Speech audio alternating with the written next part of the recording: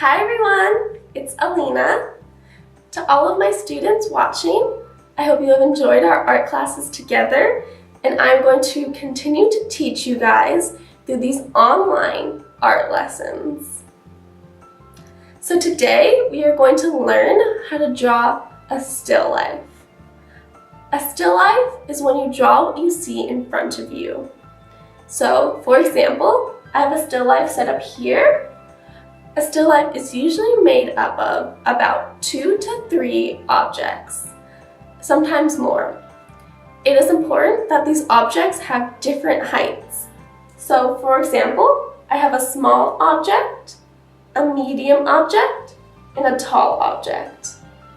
It is also good to have different types of objects.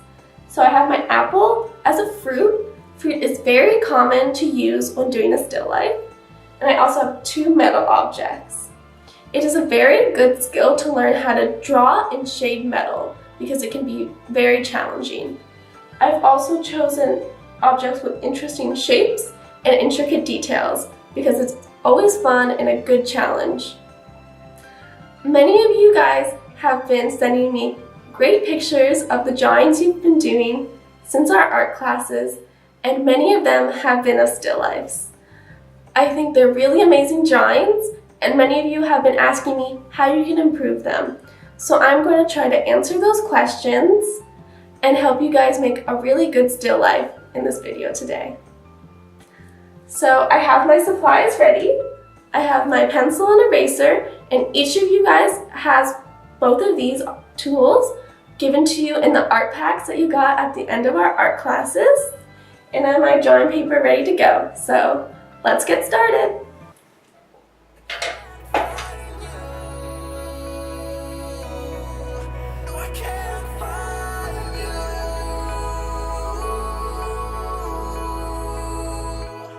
So when doing your still life, it is very important to remember to continue looking at your objects. In fact, you should be looking at your objects even more than your drawing. So I'm just going to start by looking at my objects and placing them on the page. So I'm going to start out with a very loose sketch, just mapping out where the object should go.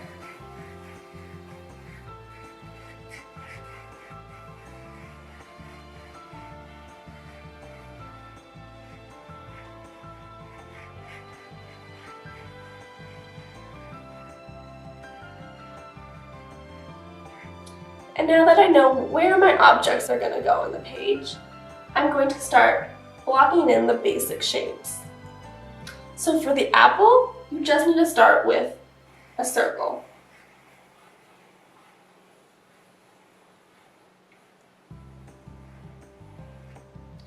I'm drawing fairly dark so that you can see the marks I'm making on my page. But for you guys drawing at home, make sure you keep your pencil lines very light. For the can, I'm going to simply start with 2 lines and 2 curves.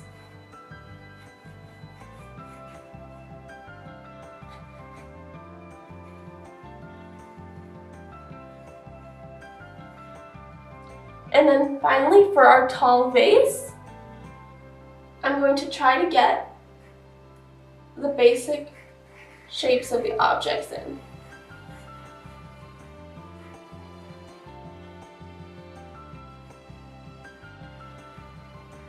So this middle part of the object you can show as an oval, and it comes up into a sort of rectangle, and then it comes out here, and it goes in at the bottom before jutting out at the very bottom of it. So now that I have my basic shapes formed, you can go on and put in some more detail. For the apple, I'm going to make it a little less round than my original circle. And bringing it at the bottom.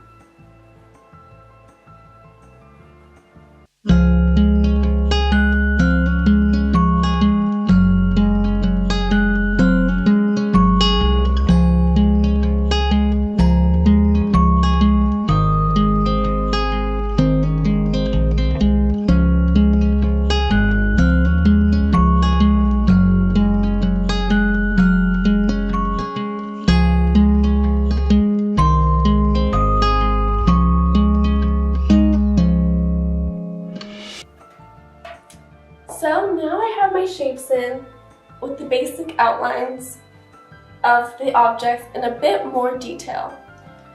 So before you move on to adding even more detail and shading, I want you to check for a few things. First, check that your objects are symmetrical. So for my can and my vase, the objects are very symmetrical. They are the same on both sides, and I want my drawing to reflect that. So for my can, I want this line and this line to be parallel to each other. So they should both be perfectly straight.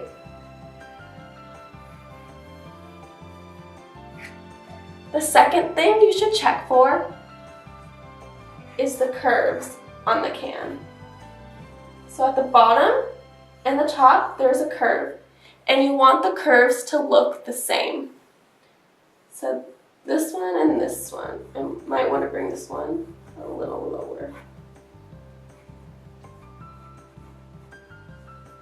I also want to check to make sure both sides of my vase look the same.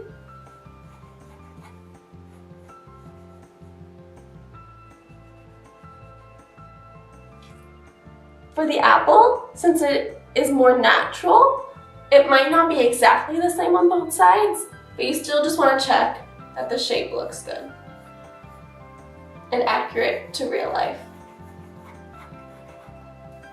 So I've checked everything on my drawing that I wanted to check, so now I'm going to show you how to add some more details. We're going to start with this can, and you can see it's ribbed on the edges. There are more lines coming across, so we're going to show those. And make sure when you're making these lines that they're actually curves. So like we have here and here, you're going to make more curves.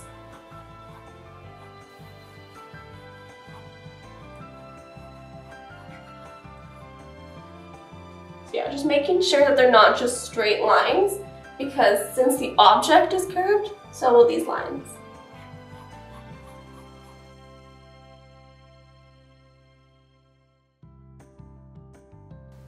And try to make sure that the lines are evenly spread apart.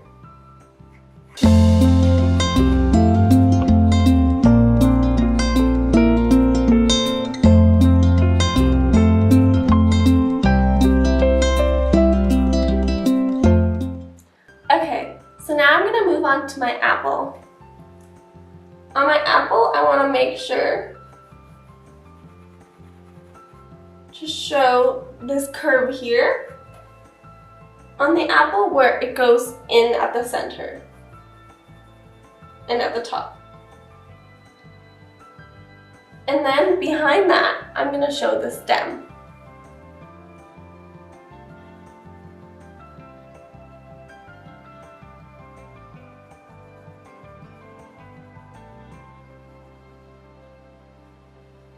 And next, I'm just going to put in a few lines that show that there are some different shades happening on the apple. So we're going to get into more shading later, but to start, I'm going to put in a few of these lines that I see.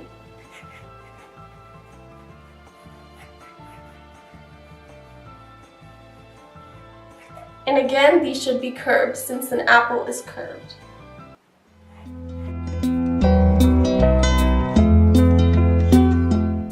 Okay, and lastly, I have my vase to add details to. So you don't have to put in absolutely everything since there are so many details on it, but I'm just going to put in a few things.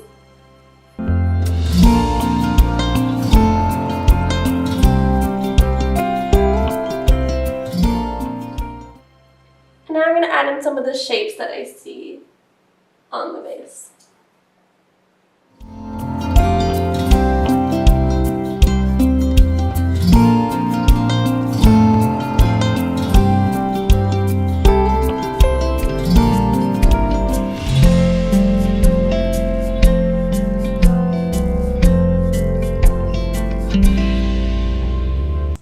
Now that I've finished adding some more details to the drawing, we can start shading the objects.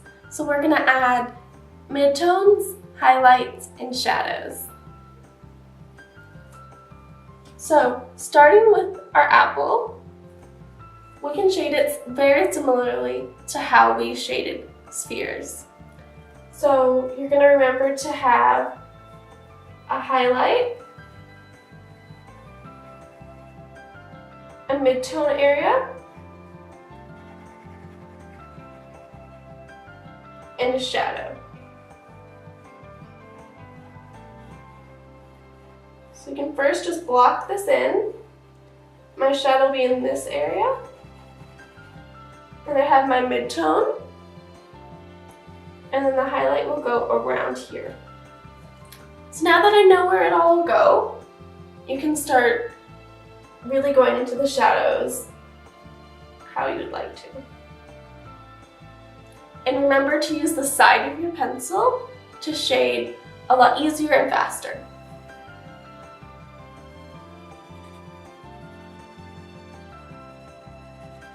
So again, I'm just using the side of my pencil to add the shadows in.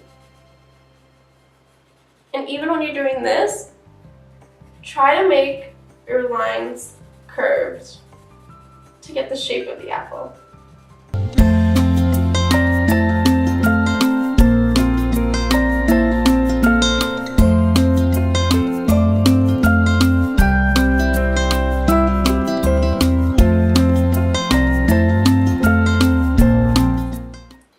Also start adding shadows in other places you see them once you've gotten your core shadow in. So at the back of the apple, I see a big shadow, so I'm going to add that in.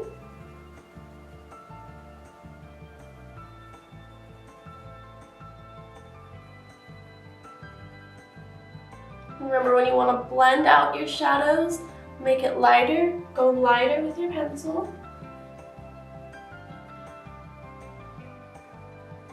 So just fade it out.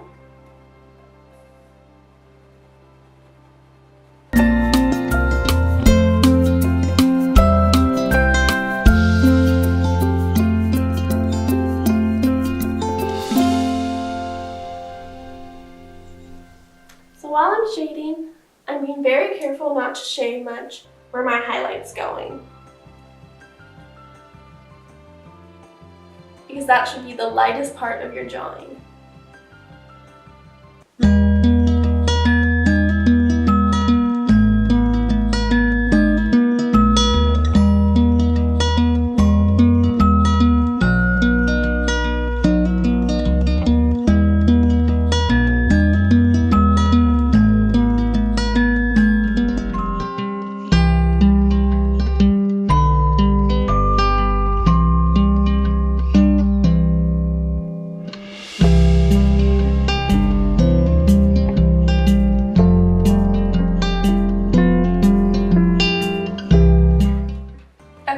So now that I've added my core shadow, midtone, and highlight to my apple, I can move on to my next object, the vase. So the vase is made of metal, so it's going to be a bit different than we did with the apple. We're going to really have to look at our object to see what different highlights and shadows show up, because it's a little more complicated than a sphere. First, under the opening, I see shadows below it, so I'm going to add those in.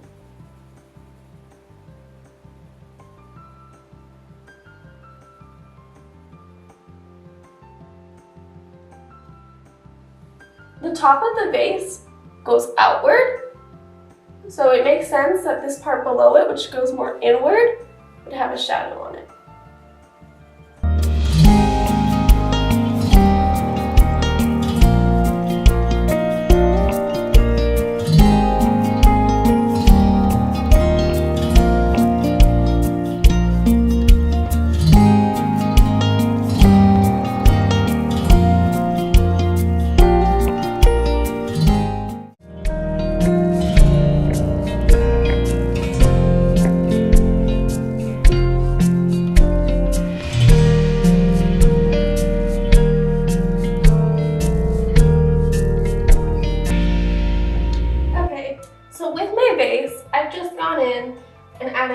shadows where I've seen them and left it perfectly white where I've seen really strong highlights. There are also some areas that have a bit more of a subtle highlight, so those areas can be a little darker but not too dark. So a lot with doing metals is just really looking at your object and seeing where those strong highlights and shadows are so that you get that metallic look that we're going for. So now that I have that in, I just want to make sure I have my reflected light in as well. So you can see I have a pretty strong shadow here, and next to it I have it a little lighter. Not as light as my highlights, but a bit lighter than the shadow. You can see that we also have this on our apple, and it's the same thing that you do with the sphere. So whenever you have a very strong shadow, you're going to want a little area next to it to be a bit lighter. And again, this is called reflected light. So now that I have all that in, I'm going to move on from my vase and go onto the can. So I'm going to show you more in depth the process of shading the can. Since the can and the vase are both metallic objects, they use very similar techniques to shade them. So I'm really going to show you more in depth on how you shade the can, and you can use those same techniques on other objects such as a vase like this. Okay, so starting with our can, you're going to want to add in the really deep dark shadows to start. I see one on the right side is my shadow side, where I see it's pretty dark. So I'm going to try to add that in. And I also actually see on the right side of my can, there's a pretty deep shadow as well. So I'm going to add on there. And then I see right here, next to that shadow, it gets very light. These are my strongest highlights. So I'm going to take in my eraser and really try to show those highlights.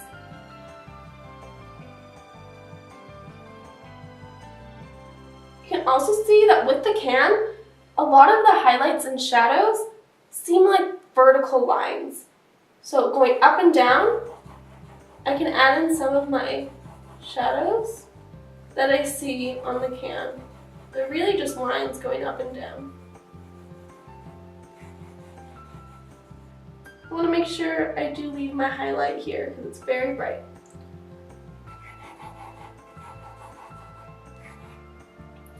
Another thing with the can and metal objects is you want to make sure that a lot of your lines are actually smoother.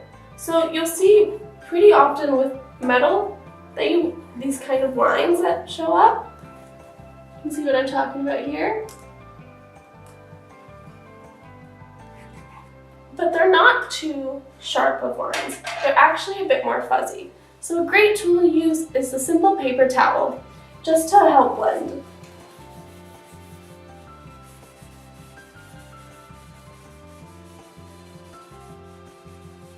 Don't need to do too much, I'm just going to lightly go over my can and help blend it a little more.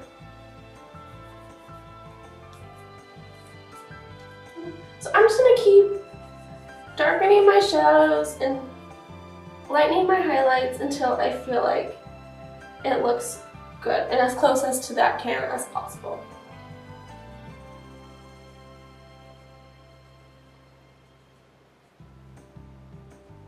Also make sure when you're adding in highlights that you're going along the curve. So remember earlier on when we were joining the can, we added these kind of curves. We're making sure that as we're shading, we keep those curves so we can still see them.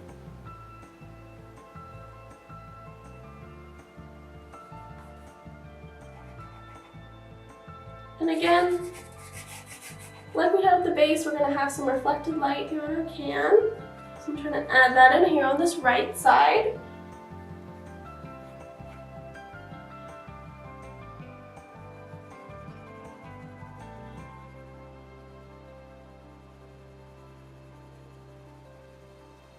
And I also see a shadow back here on the top of the can.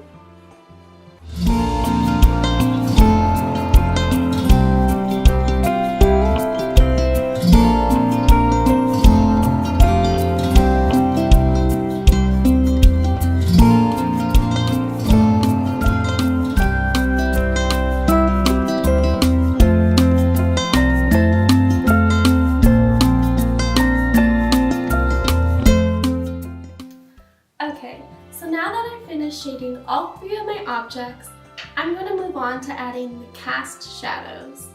The cast shadows are the shadows that you'll see beneath your objects on the table. So since the light is coming from the top left, okay,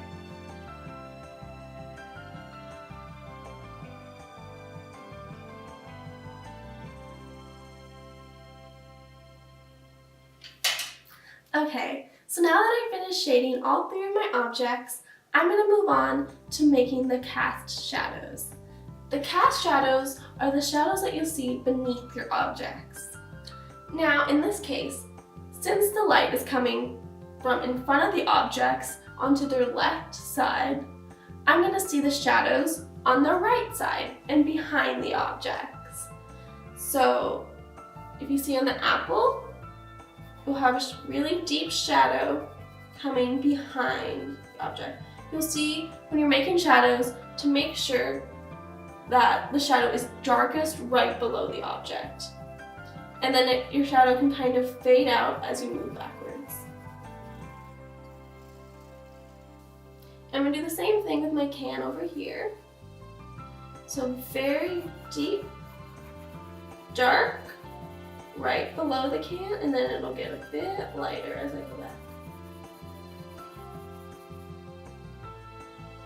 You see the same thing with this base part of the shadow here will be covered, but back here you'll be able to see the shadow still. And you can add in any other shadows that you see below the objects just to make it look more realistic.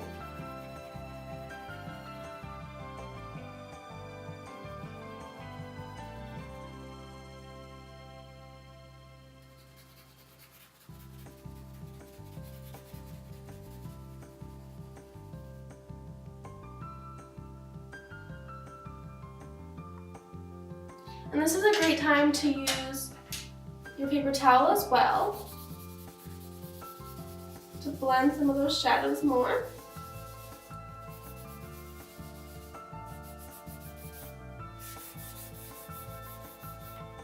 So I'm just going to keep adding some more shadows. And you're also going to want to make sure when you get to this part that you have a line showing the table that the objects are on, just to make sure that it doesn't look like the objects are just floating. You want to show that they're sitting on a table. So I can see my table about here.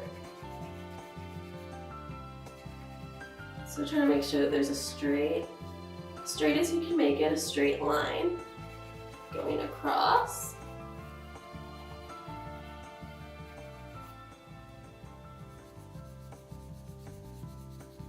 Then I'm just going to keep adding some shadows to the ground.